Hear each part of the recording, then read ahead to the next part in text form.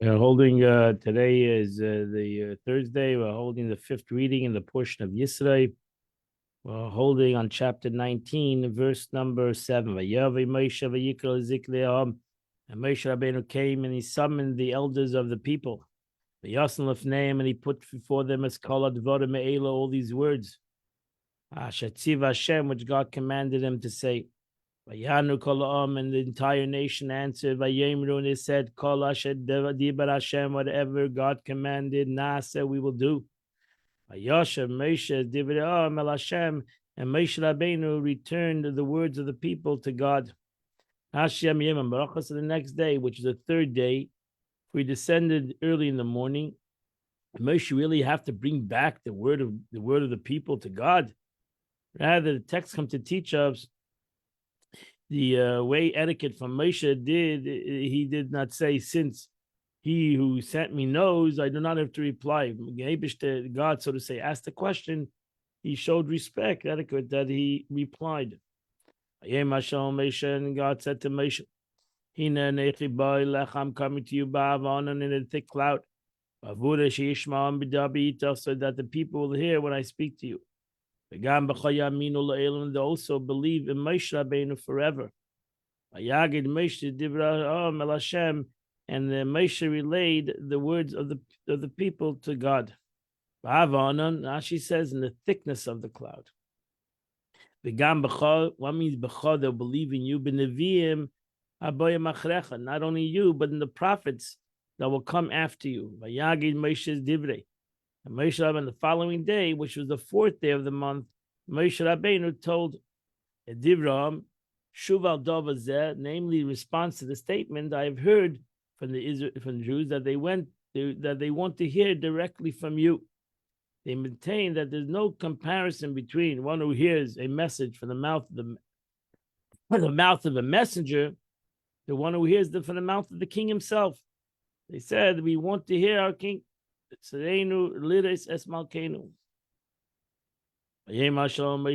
to Moshe, go to the people, and sanctify them. Today and tomorrow, and wash their garments. It is true that they compelled me to speak with them. Go to the people, zimantem. Go and you shall prepare them, that they should be prepared themselves today and tomorrow. We get ready for the third day. Because on the third day, the Eibush will come down to the eyes of the entire nation, Al Har Sinai and the Mount Sinai. They have to separate, they have to be pure, they have to go to the mikveh. So they have to separate from marital relationships. Which is the sixth day of the month, and on the fifth of the month, Moshe built an altar at the foot of the mountain and 12 monuments. The entire episode is stated in the Elam Mishpatim, but there's no sequence of early and later incidents in the Torah. Leine Kolam, she said, that if anybody was blind, he was healed and he saw. And he shall set boundaries for the people around the mountain, saying, be careful to go up in the mountain. The gay big tzeyo, even to touch its edge. Whoever touches this mountain, Maisumas will die. Rashi says, he set boundaries for them as a sign that they should not come near. Lamer, the boundary says to them, beware of going up from here and on. He shall warn them about it.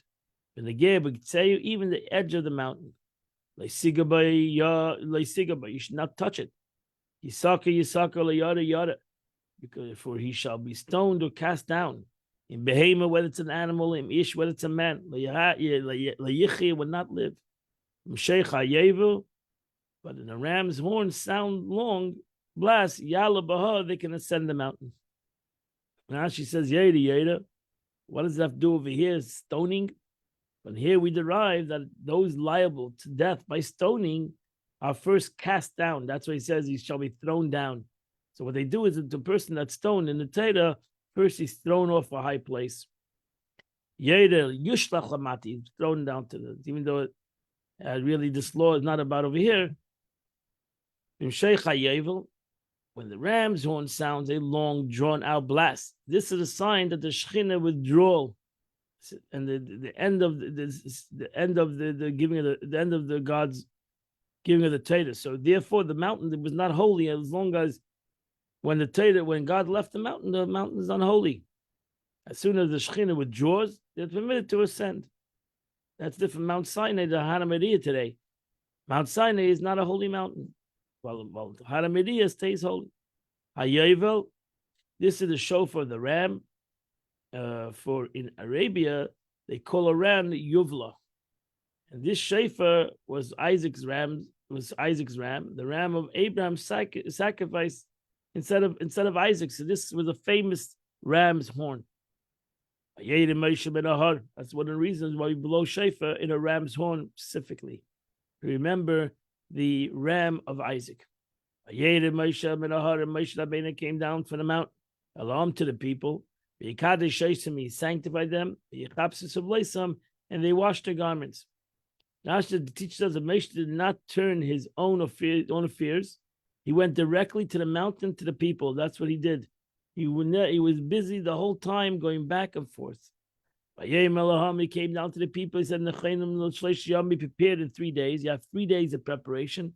Al Tikshal Isha, do not have relationship with your wives. Rashi says in the end of the 3rd day, that is the 4th day. That is the 4th day. For Moshe Rabbeinu added 1 day on his own volition. This is a view that there's all machlokes. Exactly when was the Torah given? The 6th of the month or the 7th of the month? Big argument. It's Gemara. The view of Rabbi Yossi, who says the Torah was given on the 7th of Sivan. According to one who says the 10 Commandments were given on the 6th of the month, however, Moshe did not add anything. So it was the 3rd day exactly. So if it's the 3rd day exactly, then it's only 6th. The 6th of the month, God gave the Torah. But there's some who hold that it was actually the 7th day of the month. And that's what we actually celebrate Shavuos on the 7th of the month. Moshe did not add anything for 3 days, the same meaning of the 3rd day. Al Tikshal Isha. You're not allowed to have intimacy all these 3 days. It's called Shloshim Yemei Hagbala. The 3 days of separation. But these 3 days of preparation, in order for women may immerse themselves in the 3rd day to be pure, receive the Torah. Because the Eibishter wanted that not only men should go to the mikveh, but women should also go to the mikveh. And if they had sex in the 3 days, the woman will be voluntary mit semen after her immersion, become unclean again. So after 3 days, we have elapsed since intercourse. However, the semen already becomes putrid. That's why if she would emit semen from her husband that had a relationship before 3 days, it would be putrid. So therefore, she would not become impure. Mahibay Mashlisha was on the 3rd day. Mahibay Sabeka was early in the morning. There was thunder and lightning flashes. Kaved Alahar on the mount, thick cloud upon the mountain. The Kil Shefa Chazik made a powerful blast of the Shefa. Yechet Kalam Hashem Machna, and the entire nation, the camp shuddered. Now she says, this teaches us that the Eibishter preceded them on the Mount Sinai. He came down the mountain first, which is unconventional for a flesh person to do so. Having a teacher wait for the pupil. Usually the pupil comes before the student comes before the teacher. But over here, the teacher came first. So it's written in Cheskel, I arise, go out to the plains. So I rose and went to see the plain, and behold, the glory of the Lord was standing there already. And Moshe brought the people towards God from the camp. And they stood underneath the mountain. Now she says, this expression tells us that the Shekhinah came out towards them like a bridegroom going towards the bride. This is the meaning that what's stated, the Lord came from Sinai. And it doesn't say came to Sinai, because he came out towards the Kala. And the Kala came towards the groom. Tachtasar, according to the simple meaning, at the foot of the mountain. The Medrash interprets the mountain was uprooted from its place and was turned over them like a vat. The Eibishter picked up the mountain and he hovered it upon them. I see the ocean kulip the entire mountain smoke came out of the mountain. The Lord had descended upon it with a fire. Ayala shana kikif shana, and the smoke ascended like a smoke of a kiln. Ayechad kala omer eid, and the entire mountain quaked, shook violently. Now she says, "Ain oshan elashem dava." The word oshan is not a noun because the shin is vocalized with a patach. Oshan, but it's in past tense, a singular word. Paul. Therefore, the Tigum is Tanan Klolis. That translates Tanina, which means all a smoke, but all instance Ashan in the scriptures vocalized with a comment because they are nouns. Hakishon, using a baking of lime, I could think that it means Mount Sinai smoke like a kiln and no more. Therefore, to clarify this, Torah says the mountain is blazing with fire up to the heart of heaven, meaning that the fire was far greater than the lime of a kiln. Why then did the Torah say kiln? In order to explain the human ear what it's able to hear, to give a reader a picture that they can imagine. It gives humans a sign similar to them, similar to this in the description in reference to God. He shall roar like a lion. Eibishter roars like a lion. But to him he gave strength to the lion.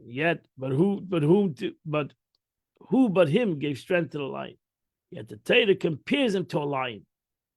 But we describe him and compare him to all creatures in order to explain to humans what the ear is able to hear. And again, that's what we hear this from Rashi many times. The Gemara, Torah Metaberes Koloshim and Adam. Torah talks the human language.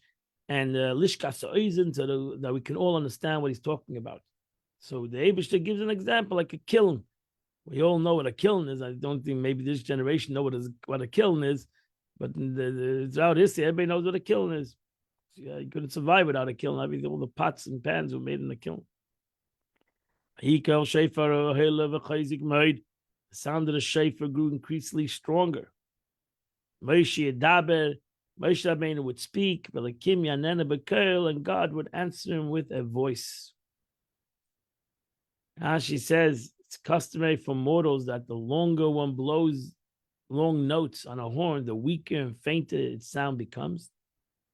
Here, however, it constantly grew stronger.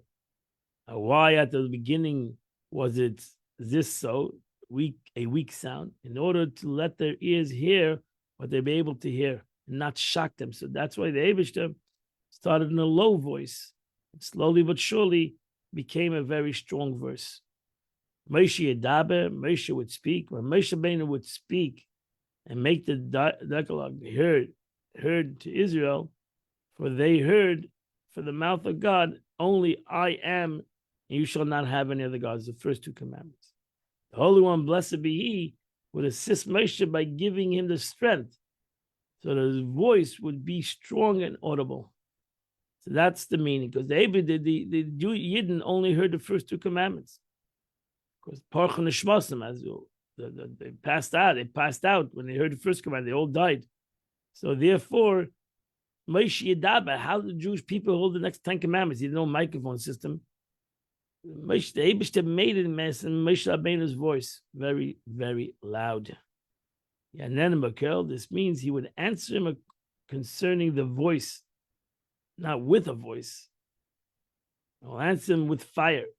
Be'esh, meaning concerning the fire, signifying to bring the fire down from heaven. And that completes the Chumash today. Tomorrow, we're going to do the Aseret HaDibros, 10 Commandments. But now, we're going to go to the Tanya of the day. Middle of chapter 23 of Tanya. Now, the Rebbe ended yesterday, that the limit of Torah, difference between Torah and mitzvahs is that mitzvahs, the unity of a mitzvah is like a neshama and a guf, is like a soul in a body. That's the way the unity of godliness with a mitzvah. Because even though the neshama fits the guf exactly, the guf fits the neshama, but still ultimately the neshama and the guf are two different entities. When it comes to limud Torah, when it comes to learning of Torah, that is mamish, a total unity between God and the human being. There's no greater unity than the concept of learning Torah. The analogy is like the spheres to its light. Over there, the sphere, even though the two entities, really, the sphere and the light that comes in it, but they're one. That's what the Zohar says. The Eibishter and his cause and his sfirot are one. They're not two entities. They're one entity. They're totally bottled to him. So in essence, there are three kinds of bittul. We learned over here in the last couple of days that there are three kinds of bittul. There's a chariot, a chariot to its rider, a soul, a body to the soul. And here we have the third kind of bittul, and that is the world to the Eibishter, which is a total one with it. The world is God, and God is the world. And that's the ultimate. Where do we have that concept in our reality? So we have three levels of bittul. We have the bittul, we can be a chariot to a rider. We're like a physical entity that's giving ourselves to God. We can have the concept of a mitzvah, which we elevate the physical. Ultimately, like the thing becomes a mitzvah. It becomes like a body to the soul. And then we can have the ultimate aspect of bittul. And that is, we become nullified to the Eibush, and that's limud Torah. When we learn Torah, we become totally given over to the wisdom and the will of God. There's not anything about us. That's what we should learn Torah. When we learn Torah, we should learn Torah to hear what God says, not what I think. I can put my 2 cents in later, but right now, when I learn Torah, I want to know what the Eibishter says. What does God say? I want to know what God's wisdom is. I want to go what God's will is. And that's the way I should learn Torah. That I have no personal agenda. I'm learning Torah lishma. I learn Torah not to even know what to do. I learn Torah pasha to connect to God and to know what's the wisdom of HaKadosh Baruch Hu. And the more I'm avata myself, the more I nullify myself totally to the wisdom, the better I will acquire this wisdom. Because the nullification brings about the unity between me and the knowledge that I'm going to learn. And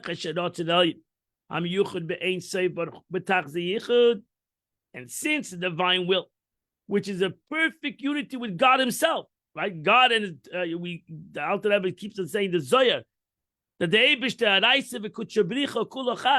the Eibishter in his Torah is one. No concept, because he's the knower and the knowing, as the Rambam writes. There's no concept of by God, the knower, the knowledge, the knower. By the Eibishter, it's one thing. By God, it's one thing. So if God is the Torah, and I am avata myself, I null myself to the Torah, so we become one with God. Ubegil legamri. Then if I learn Torah, I put myself aside, I nullify myself, I'm pushed here to learn the wisdom of God. So now I nullify myself, I'm bottled.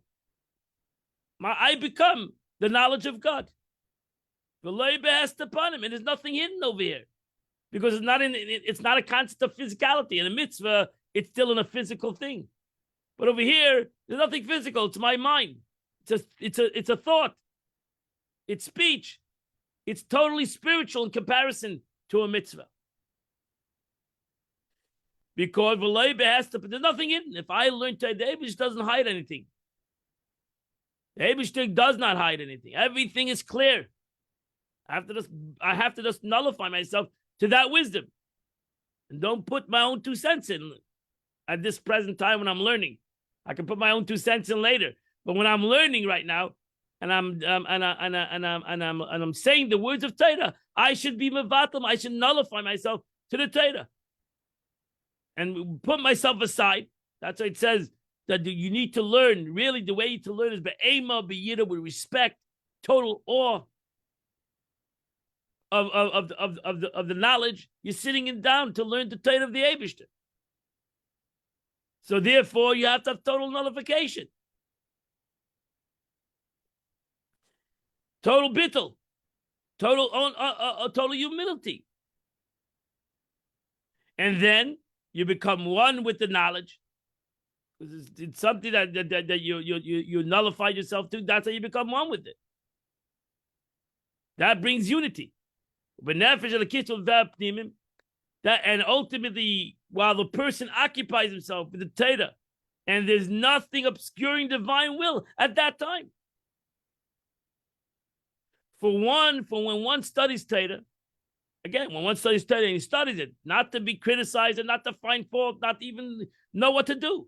I'm pashut learning Torah. I'm simply learning the Torah for the sake that it's God's wisdom. So how can if it's God's wisdom, how can I put my 2 cents into it? How can I not be in awe of it? How can I not be humbled by it? So if I can do that, Torah Lishma, if I can learn Torah for the sake of heaven,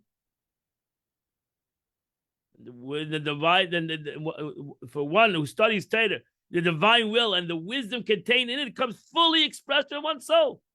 And its faculties of thought and speech, I'm using, because I cannot think Torah with my divine soul without my brain, without my thought process, without my intellect. So my intellect and my thought become totally nullified in one with the thought of God. So therefore it follows that at that time when I'm learning Torah, the soul and these garments of the soul with his thought and speech are truly united with God.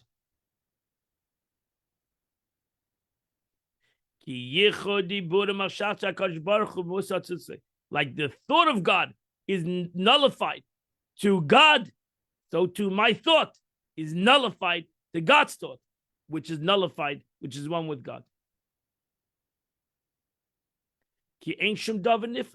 Because there's nothing physical in between it.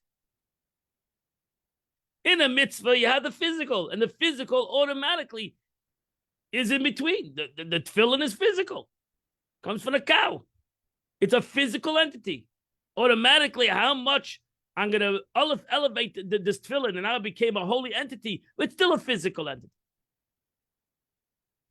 But my thought is a spiritual concept. There's nothing physical connected to it. It's a spiritual concept. And even my speech is even more spiritual than my action.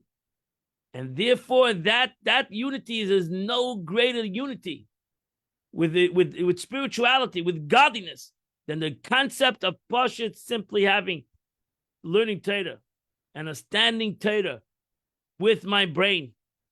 There's nothing separate from God. There's nothing that's hidden, nothing separate from God.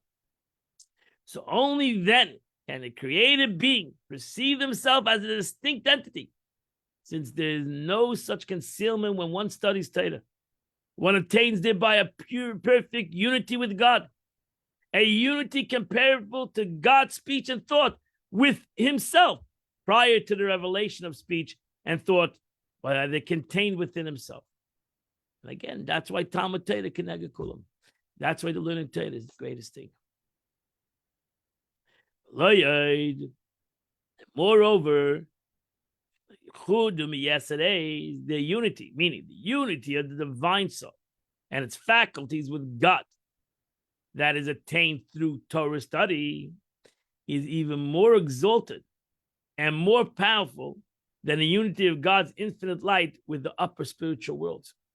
We should realize even something deeper and more profound out that Rebbe says. The learning Torah in this world is even greater than the learning Torah in the upper worlds. And the unity of God in the upper worlds. Because divine will, because when a Jew learns Torah in this world, where this is the whole purpose of all the upper worlds, is all for this world. So when a Yid learns Torah, when a Jew learns Torah, in this world, he actually will. That's where real revelation is. In the upper world, it's only a reflection of revelation. Over here, it's real revelation. Revelation is only in this world because that's the whole purpose. That should be revelation in this world. The Eibishter created all the other worlds that there should be a revelation in this world. So therefore, you should realize that all the spiritual manifestations that happens in the upper worlds and all the revelation is non-comparison to revelation that happens in this world. And if it's incomparable to a revelation that happens in this world, in general, surely and for more so when you learn Torah in this world.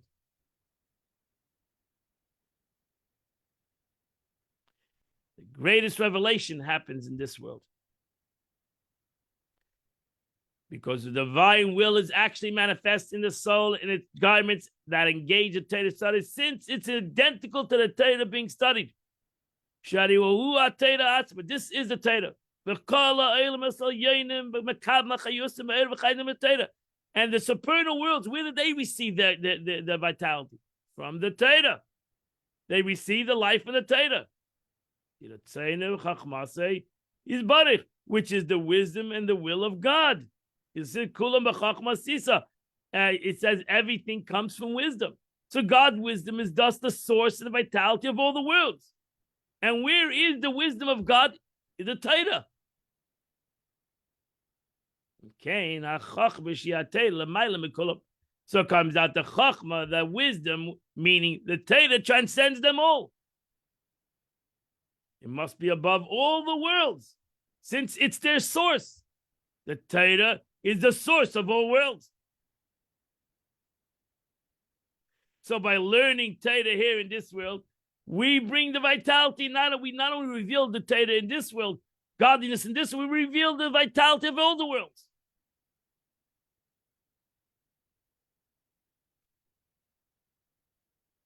He not saying he's Baruch HaNikras Kalam. In fact, the Torah is God's will.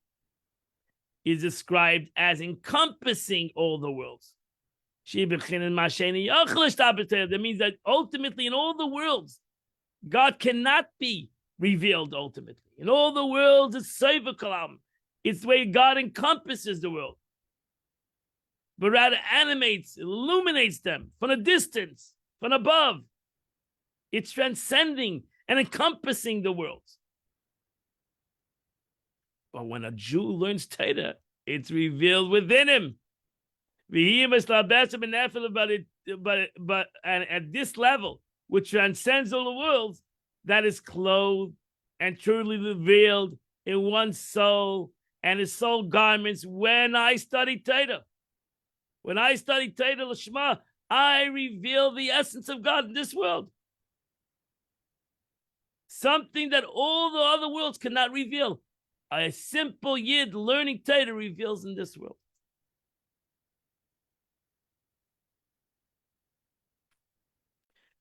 You might say, wow, this is unbelievable. Phenomenal. But I don't see it. I don't see the revelation.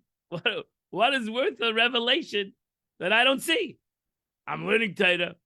You're telling me by learning Torah, I reveal not only the world, the light that can come into the world, I reveal the essence of God, Sefer Kalam, which is above the world, such a light that cannot even be revealed in Atzilus. And now you're telling me that I reveal over here, even greater than the light of Atzilus. I don't see it. The Gemara asked the question. The Alter Rebbe brings down the Gemara's question. Even though he does not see it. The Gemara says, when one studies Torah, he's unable consciously to experience the unity of his soul with God, which is attained thereby. But Mazlaya Chazi, the Neshama feels it. In fact, this is precisely why he can't endure such unity with God, precisely because he cannot feel it. Unlike the supernal worlds. The supernal worlds do feel it. And since they feel it, the light has to be diminished. We don't feel it. That's why we have it. Because if we would feel it, we'd be if we'd feel it, we would be totally bottled. We become spiritual. The Eibishter wants to keep us physical. And that's why he says, I'm gonna reveal a light that you don't feel. But you should know you're revealing this light. You're revealing this energy, something that is not even revealed in any other spiritual worlds. The fact, right? It's beautiful in meaning, and in fact, that's precisely why we can endure such a unity with God. Precisely because we can't feel it, unlike the supernal world. When godness is not obscured, as in this world, and they can't therefore endure such a unity with God without becoming completely nullified and losing their identities entirely. Today, Eibishter gave a human being more power than all the world, spiritual worlds, because he hid himself. In the upper world, that there's revelation. If there's revelation, then the Eibishter needs to contract himself and hide himself, not to also reveal himself. Over here, we have the essence, because we don't feel it.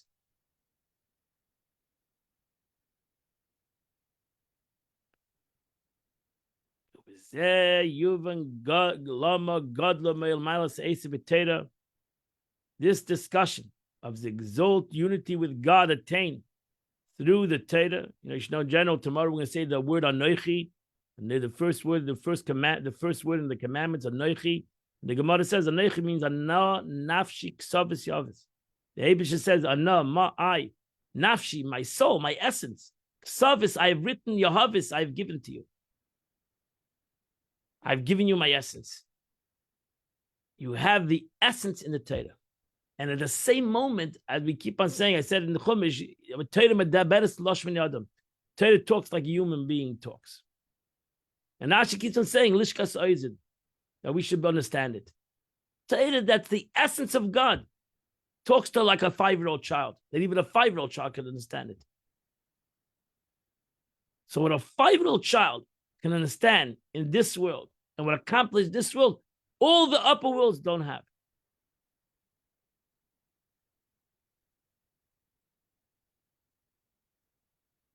That's the importance of learning Torah.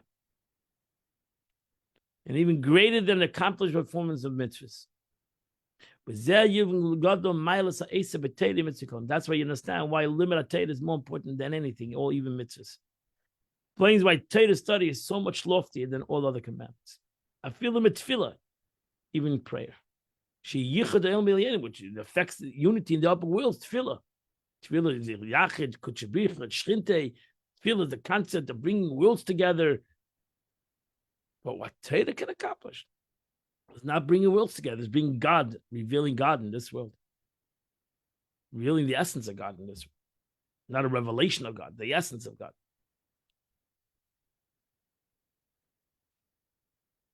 Although in the law, I'll probably put some parentheses over here. Although the law requires of anyone whose Torah study is not his entire occupation, for him to interrupt his study Torah to pray, according to this, that's what the Gemara says, that with Tanoim, Teirasim umnasam, that's expression. Teirasei umnasei means that Torah is his business, is his job. These the Tanoim, the great sages, Amoraim, they were given over to Torah study. That was their life. And the Gemara said they didn't stop to daven even. They wouldn't stop to prayer. They would simply learn 24/7. Most of us are not Teirasim Nasi. We learn Torah, Baruch Hashem, but it's not our umna. It's not our occupation. We have other things that are necessary. So therefore, we are obligated to pray. You can't say, oh, I'm going to learn Torah now. No, you can learn Torah later. You, Baruch Hashem, have a lot of time in the day. You don't have to learn Torah when we're praying. You stop your Torah and pray. So here we see that prayer, in essence, does push away the Torah learning, which seem indicate that prayer surpasses Torah study. And This is not the reason. The reason is not because Torah study is weaker and prayer is more, because you anyway your interruption in studies. You don't learn a whole day. So what's the difference if you're going to interrupt to go to work, or you're going to interrupt to go and go eat, or you're going to interrupt it to go and relax, or to go on a trip someplace. If you can interrupt it for all these things, you surely can interrupt it for prayer. But if you would totally, that doesn't prove that Torah study is above that. You say it every day in the morning. Talmud Torah Keneged Kol, and the learning of Torah is above and all beyond all. Thus, it's not that the law which causes him to interrupt. The law merely states that interruptions, which he would have made regardless, because it's not Torah Nase, your life is not a Torah life. I'm not saying the learning of Torah life, not Torah life. Take that away. Your life is not a learning Torah life. You're not the Tanoim. We are not the Tanoim and the sages of the past. That their life was pushed. You have sages today. I take that back also. You have people today that their life is learning Torah. That's their life. They give up their life to learning Torah. You can find people even today that their life is totally Torah, and that's all they do. They sit in yeshiva. They sit it doesn't make a difference what age they are. They're sitting and learning Torah. And the truth is, the Gemara says, you learn the Gemara, it says you don't have a city that doesn't, it's not considered a city unless you have 10 Jews that sit and learn Torah all day. They call a Salah Batlonim. The 10 people, they're called Batlonim, means that that's a derogatory word usually. You're a batlin, you're like not you don't have a job. Salah Batlonim means that they nullified, they put themselves aside from the job. They sit in the shul or the Beis Medrash and they sit and learn Torah. So the Gemara says that you need to have 10 Jews at least in a city that Pashit sit and learn Torah. That's it. If it's not, you don't have 10 Jews sitting and learning Torah 24. That can't be 24/7, but the whole day they sit and learn Torah. That's not a city. Then it's a kvar. Then it's a suburb. It's not a city. A city needs to have 10 Jews sitting and learning Torah. That's what you have. Places all over the world, people sitting and learning Torah. That's what they do. That's what the concept of a koilel is. You go from the yeshiva to a koilel. And some people are in koilel the whole life. And they are committed to the learning of Torah. So such a person, Teirasum Nase, his Torah is his job. And that's why you should support people like that, who the Torah is their job. So but even today, you don't have such kind of people. Even these people have to stop the daven. But okay, because we're talking about, these were Shimva, Yochai, Tanoim, they were truly Tarasim. So the law of merit states interruption, which would you make regardless, he made it at time designated for prayer. As soon as he interrupts his studies, he's automatically obligated to pray, and therefore, but ultimately, Talmud Torah Keneged Kulam, the learning of Torah surpasses anything else he can do, and therefore, to us, that we're not Teirasim Nase, we're not people who are totally, nothing else but Torah. We should surely learn Torah whenever we can, because the Torah, and we should learn Torah to the best ability that we learn it l'shma. We learn it for the sake of connecting to God, because there's no greater connection to God and the unity of me and HaKadosh Baruch Hu than through the learning of Torah. And that completes the Chumash, the Tanya of the day. Today is its 22nd day of the month. Today is a very special day, a holy day. It's a yard site of the Rebbe's wife, Chaya Mushka, daughter of the previous Lubavitcher Rebbe. And so yard site, her neshama should have an aliyah for all our learning. And today, the Tillim of the day is chapter 106 and 107. If you do those two chapters, you do the chitas of the day. I invite you all at 10 o'clock. We're going to continue. We're going to learn a sikh of the Rebbe at 10 a.m., either at Chabad or right over here on Zoom or on Torah Direct. And you're welcome to come at 10 a.m. and learn a beautiful sikh of the Rebbe on the portion of the week. Have a wonderful